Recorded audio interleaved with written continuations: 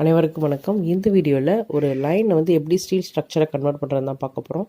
So இந்த model பார்த்தீங்கன்னா நான் ஃபுல்லாக லைனில் கிரியேட் பண்ணது. மேபி லைன், பாலி லைன், அது மாதிரி எதுனாலும் நீங்கள் யூஸ் பண்ணிக்கலாம்.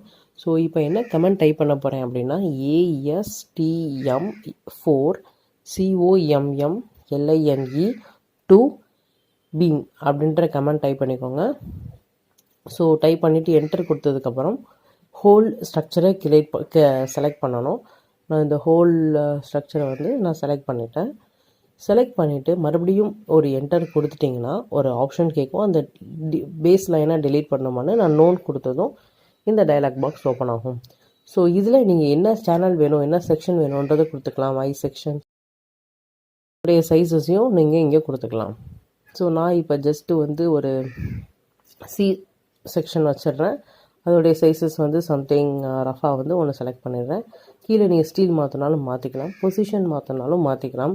ரொட்டேட் பண்ணோம் அப்படின்னா இங்கே நீங்கள் சேஞ்ச் பண்ணிவிட்டு ஜஸ்ட்டு க்ளோஸ் கொடுத்துட்டிங்க அப்படின்னா இப்போ உங்களுக்கு ஹோல் லைனும் இப்போ சி சேனலாக கன்வெர்ட் ஆயிடுச்சு. இதில் கான்செப்ட் வச்சு பார்க்கும்போது நம்மளுக்கு கொஞ்சம் டீட்டெயிலிங்காக தெரியும்.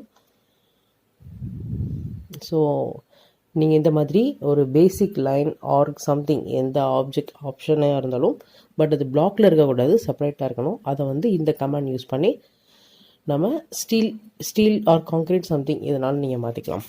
தேங்க்யூ.